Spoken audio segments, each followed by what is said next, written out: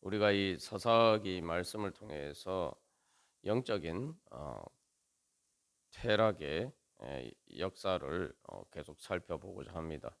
그래서 이것은 사실 이제 사사기뿐만 아니라 이후에 또 이스라엘 백성들의 역사에서 똑같이 이제 반복되는 그러한 일들입니다. 뿐만 아니라 또한 우리에게서도 이런 일들이 반복이 될 수가 있습니다. 그래서 이러한 그 사사기의 교훈을 통해서 우리 안에서는 이러한 영적인 그로 퇴락하는 퇴행하는 그러한 일들이 우리도 모르게 그런 단초들이 있지 않는가, 우리 자신을 돌이켜보고 우리가 깨어서 오히려 반대로 우리가 하나님의 구원의 역사, 즉 나선형 하강이 아니라 나선형 상승의 역사를 동참하는 그러한 믿음의 자리에 서기를 간절히 소망합니다.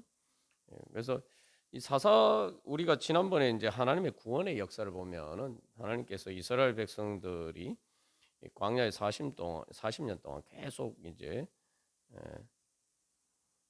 반복하면서 그 도는 다람쥐 쳇바퀴처럼 도는 그런 순환 구조를 봤죠. 그런데 하나님께서 역사를 하셔서 그것이 단순한 순환이 아니라 그 광야 세대의 여러 가지 부족하고 연약하고 또 그들의 죄에도 불구하고 하나님께서 어떻게 모세를 통해서 특별히 또 여호수아 갈렙을 통해서 그 다음 세대를 향한 새로운 전진을 향해서 나아가도록 인도하셨는지 우리가 그것을 살펴보았습니다. 그걸 이제 우리가 나선형 상승 구조라고 하죠. 그게 이제 하나님께서 역사하시는 구원의 역사의 구조입니다. 중요한 건 인간이 계속 이렇게 후퇴할 때도 있고 또 전진할 때도 있고 때로는 계속 정체하면서 하는 것처럼 보이는 그런 때가 있지만, 그러나 하나님께서는 계속 그 가운데서 역사를 하시고, 그래서 하나님께서는 모든 악을 선으로 바꾸시고 모든 것이 합력하여 선을 이루게 하셔서 이 인간의 그러한 연약함에도 불구하고 구원의 역사를 이루어 가시고, 그래서 오히려 이렇게 상승 구조가 되도록 바꾸어 주십니다. 이게 하나님의 구원의 역사예요. 근데 이제 요 사사기만 보면은 사사기 안에서는 요 나선형 하강 구조가 전체의 구조를 보여주고 있어요. 그러나 그럼에도 불구하고 그게 이제 하나님께서 마치 이스라엘 백성들이 광야에 40년 동안 뺑뺑 도는 가운데서도 여호수아 갈렙을 통해서 다음 세대를 일으키신 것처럼, 사실 이 사사기의 나사냐 하강 구조 안에 인간의 그런 부족함과 연약함 속에서 하나님께서 새로운 하나님의 구원의 역사를 이루어 가시는, 그래서 마치 이 가나안에 들어간 그 세대와 같은, 바로서 그래서 사무엘을 통해서 다윗 또 솔로몬의 성전 건축에 이르는 바로 그러한 역사를 사실은 준비하고 계신 것을 볼 수가 있습니다. 먼저 여기서 이제 우리가 이 나선형 이 하강 구조를 보면은, 우리 지난번에 이제 유다 지파와 단 지파를 대비해서 보여줄 봤습니다. 그래서 이 유다 지파의 또 좋은 방향으로 시작했지만, 그러나 단지파의 그러한 쇠락하는 그러한 것으로 이렇게 끝났죠. 근데 이제 사사들도 마찬가지입니다. 이제 이 사사들도 보면은 온니엘 유다 지파에서 시작해서 마지막 단지파 삼손으로 끝납니다. 그래서 이 결국은 요 사사들의 쭉 경우도 보면은 온니엘을 거쳐서 에훗, 드보라, 바락까지 이렇게 점점점 약간 이게 상승 구조를 보여주고 있어요. 그래서 이제 특별히 드보라, 바락은 우리 앞에서 살펴본 것 요셉 지파가 처리하지 못한 미완의 과제죠.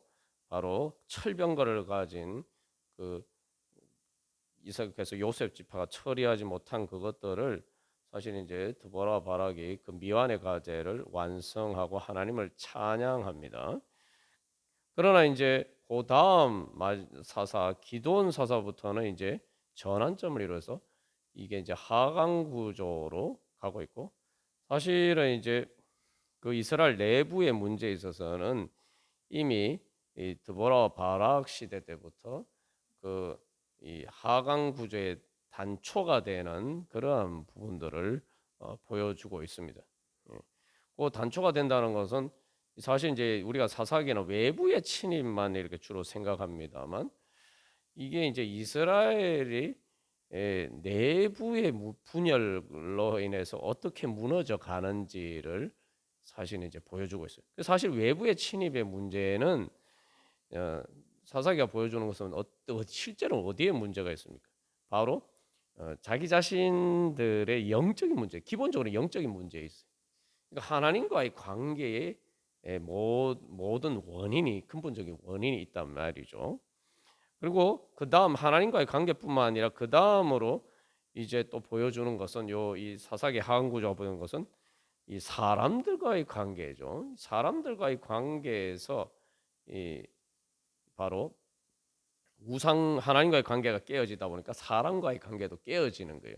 하나님과의 관계에서 우상 숭배 문제 때문에 하나님과의 관계가 깨어지니까 거기에 인간의 탐욕과 이런 것들이 죄의 지배를 받게 되니까 어떻게 됩니까? 당연히 인간 사이들의 관계도 깨어지죠.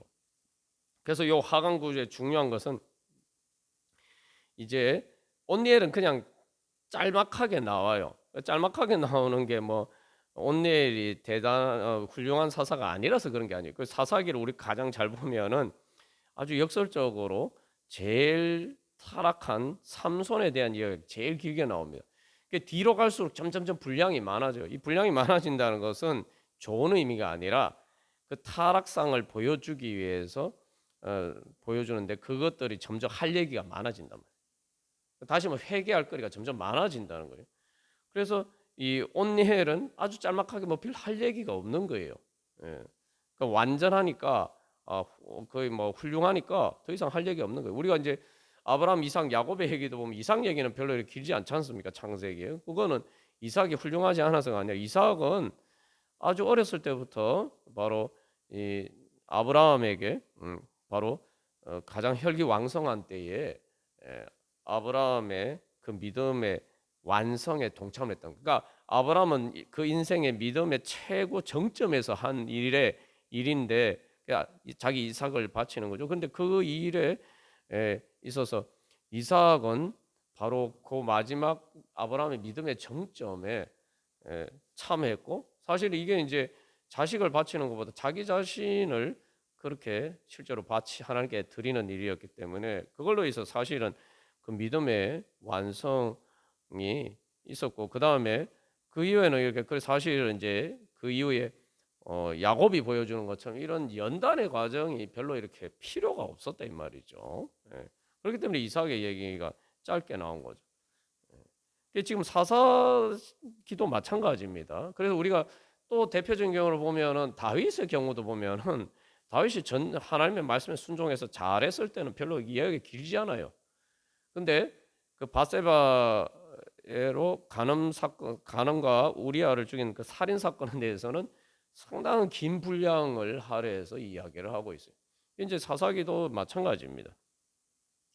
그래서 여기서 이제 우상 숭배 문제뿐만 아니라 이제 그 온니엘 이후에 애굽부터 쭉 보여주는 것은 이스라엘 백성들 사이에 그 지파들 사이에 그 이 연합이 점점 깨어져 가는 부분들을 보여주고 있죠. 그래서 그들이 신앙으로 하나가 되지 않으니까 자기들끼리 이제도 그 하나가 되지 못하고 점점 그 연합이 깨어지는 거죠. 이게 되게 중요한 교훈입니다. 교회 안에서 사람들끼리 성도들끼리 왜 문제가 많냐? 하나님이 중심이 되지 않기 때문이에요.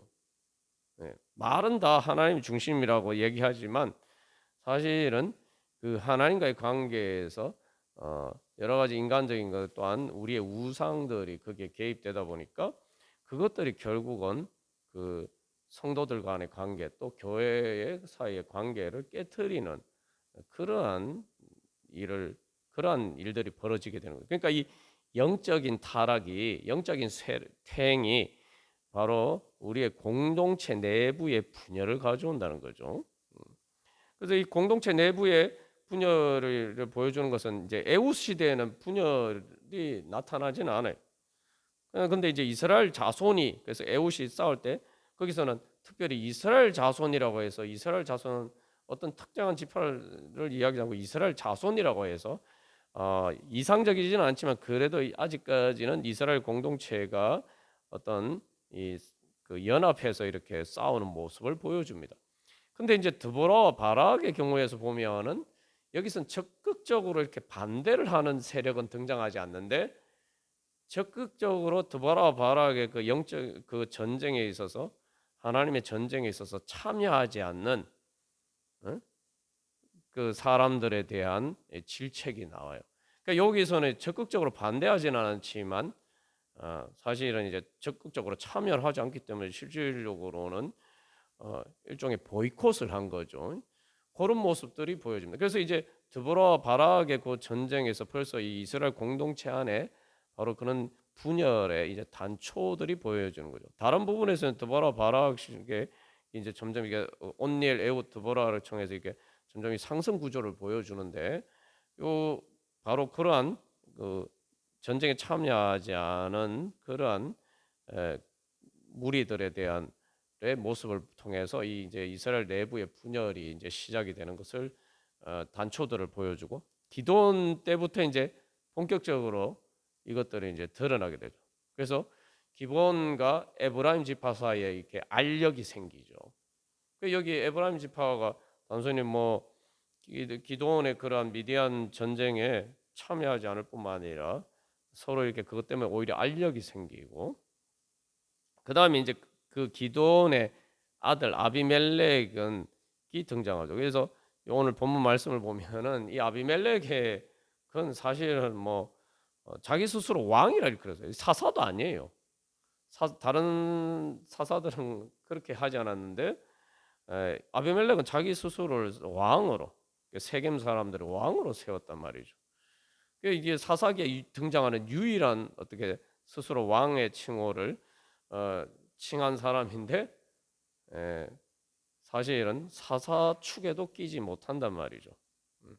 그래서 이 아비멜렉의 경우를 보면은 어떤 일이 바로 아비멜렉은 기드온의 그 많은 아들 중에 특히 이제 첩의 아들인데 그러니까 상대적으로 이제 뭐 기드온의 후계자가 되기에는 좀 어려운 위치죠. 그런데 이제 세겜 출신이다 보니까 세겜 사람들과 연합해서 이 사실은 이제 반역을 일으켜서 이 기드온의 아들들을 음모를 통해 가지고 70명을 다 죽이죠. 지금 엄청 끔찍한 일입니다. 그러니까 사실은 이제 기드온을 통해서 하나님께서 구원해 주셨는데 기드온의 아들들을 다 죽여버렸단 말이죠. 근데 또 이 하나의 그들 사이에 분란이 일어나서 어떤 일이 생깁니까? 그래서 이 아비멜렉이 세겜이 다시 아비멜렉을 배신하고 그리고 거기서 아비멜렉이 그래서 세겜을 또 공격하고 그리고 또 다른 전쟁에서 결국은 아비멜렉도 죽게 돼요. 그러니까 이게 자기들 안에서 스스로 같은 편인 줄 알았는데 사실은 세겜과 아비멜렉이 같은 편이 돼서 악한 편에 서서 기드온의 아들들을 죽이고 아비멜렉을 왕으로 세웠는데 이제는 자기들끼리 내부 분열이 일어나서 스스로를 죽이고 죽이는 그러한 비극적인 결과를 보여줍니다. 그래서 결국 아비멜렉의 이제 죽음으로 비참하게 끝나게 되죠.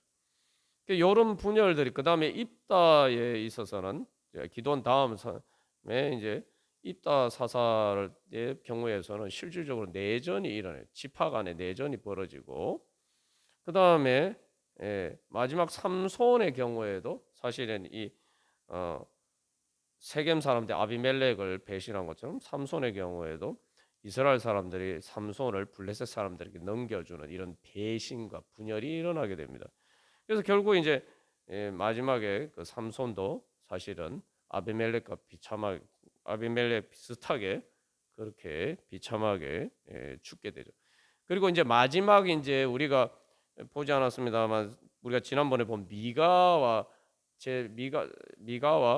미가의 제사장 그리고 단 지파의 이야기 다음에 보면은 베냐민 지파 이야기가 나오는데 그 베냐민 지파에서도 동족끼리 상잔하는 그런 어, 내전이 벌어집니다. 그래서 사사기의 결론은 이제 내전으로 끝나요. 예. 그러니까 이게 이제 보여주는 것은 결국 하나님과의 관계가 깨어지고 이스라엘 지파 내에서 이스라엘 백성들 안에서 자기들끼리의 내전을 통해서 분열과 내전을 통해서 결국은 스스로 이렇게 망해가는. 예? 그래서 뭐 베냐민 지파 거의 전멸되기 직전까지 이제 가죠. 그런 것을 이제 그런 구조를 보여주고 있어요. 그래서 이 나사냥 하강 구조의 전형적인 그 특징은 이제 내부 분열입니다. 내부 분열.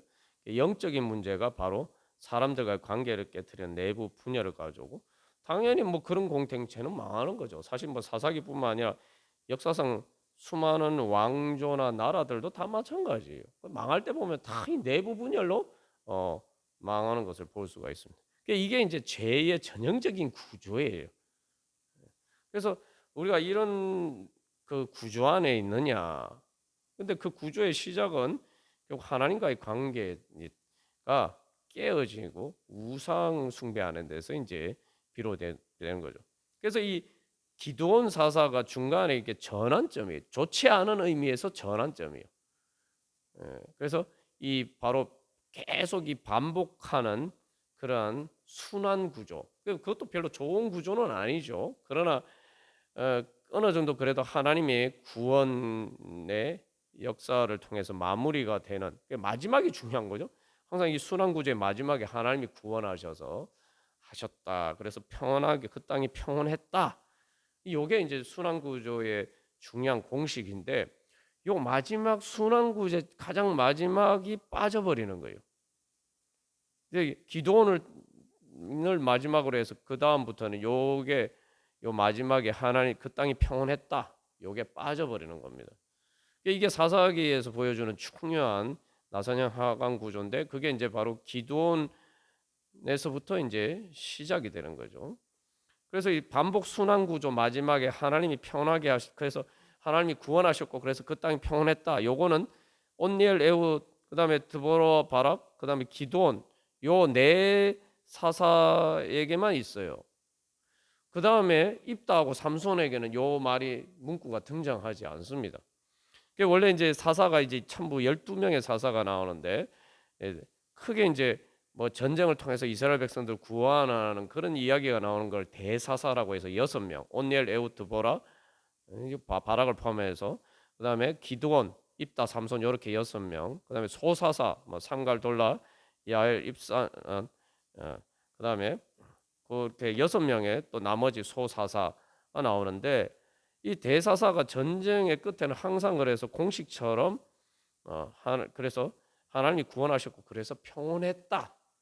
편하게 되었다. 요 얘기가 있어요. 그런데 요게 기도원까지만 나오고 그다음에 입다 삼손에게서는 등장하지 않습니다. 요게 아주 우리가 그냥 읽다 보면 그냥 얼핏 지나갈 수 있는 말인데 이게 이제 이스라엘 그 사사기 안에서의 하강하는 나사냥 하강 구조를 전형적으로 보여주고 있습니다. 그러니까 이제 반복 순환이 아니라 반복 순환이 될 수 있는 것은 이스라엘 백성들이 하락했지만 하나님이 구원하시고 그래서 그 땅이 평온했다. 요 하나님께서 주시는 평온이 있었기 때문에 이게 다시 이제 반복 그나마 이렇게 하강하는 부분이 있어도 반복 순환이 되는 거죠. 그러나 요 마지막 부분이 빠져버리니까 어떻게 됩니까? 그냥 이거 계속 곤두박질 치는 거예요. 그래서 특별히 그 기도원의 이야기에 있어서는 그냥 그 땅이 평온했다 이렇게 얘기하죠.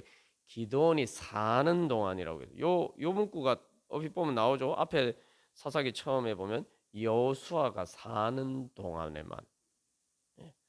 요 불길한 그 사사 시대의 전조를 보여주는 그게 기도원의 죽음에서부터 이제 시작이 되는 거죠. 그래서 우리가 여기서 이제 그러면 그래서 이 이제 평온의 공식이 없어요. 하나님의 구원 공식의 마지막을 하나님 장식하는 그 구조가 빠져버립니다. 그래서 이제 실제로 보면은 이스라엘 백성들이 압제를 받고 그다음에 하나님이 구원하시고 그래서 그 땅이 평안했다. 요 기간들을 보면 이게 점점점 그 압제를 받는 기간은 점점점점 늘어나요. 그런데 평온한 기간은 평온한 기간은 40, 80, 40, 40년 이렇게 기동까지 반복이 되다가 그 다음에는 없어져 버려요. 기동까지만 평안했다는 얘기가 나오고 그 다음에 평안했다는 얘기가 안 나오고 대신에 압제 기간은 뭐 8년, 18년, 20년 이랬는데 7년, 18년 하더니 마지막에 평안에 대한 얘기는 아예 사라져 버리고 마지막 삼손 때에 가면은 블레셋의 압제가 40년이래. 그러니까 앞에서 보면은 40년, 80년, 40년, 40년 평온의 기간이 나오는데 이제는 평온의 기간 아예 사라져 버리고 압제 기간이 점점 늘어나서 이제는 40년이 있다. 마치 그 이스라엘 백성이 광야에서 40년 동안 생활한 것처럼 그런 식으로 어떻게 보면은 이 하강의 극단을 보여주게 되는 거죠. 그래서 삼손 때에 블레셋이 40년 동안 압제했다. 그래서 앞에서 보면은 이제 온니엘이 통해서 하나님 구원하실 때 메소포타미아 구산 리사다임에서 8년의 압제하에서 구원을 받아서 40년의 평안을 누렸는데 모압 에글론에게서 에웃을 통해서 하나님 구원하셨을 때 그 모압 왕의 압제는 18년에 그러니까 이제 8년 2배 이상이죠. 그러니까 평온의 기간도 그만큼 80년으로 2배로 늘어났단 말이죠. 근데 이제 삼손에게는 평온도 없고 삼손의 사사 통치 기간은 20년인데 블레셋의 압제 기간은 40년. 오히려 이 그 압제 기간이 삼손의 사사 통치 기간의 2배가 되는 그런 것들을 보여주고 있습니다. 예. 그러니까 이게 전형적인 이제 그 하강 구조를 보여주는 거죠. 그래서 여기서 이제 우리가 다음에 또 기도 그러면 왜 기도원의 이 전환점에서 보여주는 것이 무엇이냐 또 이걸 계속 살펴보겠습니다만 여기서 우리가 항상 생각해야 될 것은 삶의 내 삶에서 항상 우리가 근본적으로 영적인 문제를 돌이켜 봐야 되고 또 그 영적인 문제를 통해 우리가 보통 영적인 문제라고 하면 하나님과의 관계의 문제만 생각합니다만 그 어떤 것이 하나님과의 나 사이에 가로막혀 있어서 어떤 우상이 있어서 그 장애물이 바로 사람들과의 사이에서도 이 장애물을 만드는가 이걸 잘 알아야 돼. 그러니까 사람들 사이에 장애물을 만드는 어떤 죄의 장애물은 하나님과의 관계에서 이미 장애물이 되어 있는 거예요. 예. 나도 모르는 어떤 우상들이 사람들과 사이 관계에 그런 장애물을 만드는. 그런 관점에서 이제 우리가 돌이켜봐야 돼. 그래서 평온이라는 건 하나님이 주시는 건데 여기서 또 우리가 이 서사기를 통해서 깨달아 알아야 되는 것은 바로 하나님이 주시는 평안을 받는 참된 믿음의 자리에 있는가. 이제 기도원 이후에 평온의 공식이 없는 것은 하나님이 그들을 구원해 주셨음에도 불구하고 그들이 진정한 회개를 하지 않아서 바로 그 앞에서 누렸던 하나님의 구원 다음에 항상 이 하나님이 주시는 평안이 있는데 이 평안을 진정으로 회개하지 않으니까 그 평안을 제대로 못 받는 거예요. 하나님의 구원의 은혜가 분명히 주어졌음에도 그것들이 실질적으로 지속적인 효력을 가지지 못하는 거예요. 그래서 여기서 내가 진짜 하나님이 나에게 주신 구원의 은혜를 내가 정말 진정한 회개를 통해서 주님 앞에 더 가까이 나가고 또 우상을 제거하고 또 인간 사람들과의 관계에서 그런 장애물들을 깨뜨려가고 그래서 화해하고 화목하고 그래서 하나님을 사랑하고 그래서 사람들과의 관계 화목한 관계를 이루어가는 이런 이 하나님의 구원의 은혜에 대한 나의 믿음의 응답이 없으면은 결국은 하나님의 구원의 은혜가 실질적으로 나에게 효력을 미치지 못하는 거죠. 하나님의 능력이 없으셔서가 아니라 내가 그 은혜를 믿음으로 받지 않아서 그런 것이란 말이죠. 그래서 우리가 정말 여기서 특별히 신약에서 우리에게 적용할 때 이 예수 그리스도를 통해서 하나님께서 우리에게 주신 구원의 은혜가 이미 있는데 우리가 정말 그 은혜를 제대로 받고 와서 하나님 주신 하나님 나라의 평안을 누리고 또 이루어 가고 있느냐? 응? 아니면 우리의 그런 불신을 통해서 때문에 우리의 여러 가지 문제들 때문에 하나님이 주시는 구원을 효력을 제대로 누리지 못하고 그렇게 살아가고 있지 않는가? 그래서 우리가 그런 문제들을 발견하고 또 그런 문제들을 제거해가는 그런 나선형 상승의 그러한 역사를 이루어가기를 간절히 소망합니다. 우리 함께 같이 기도하겠습니다.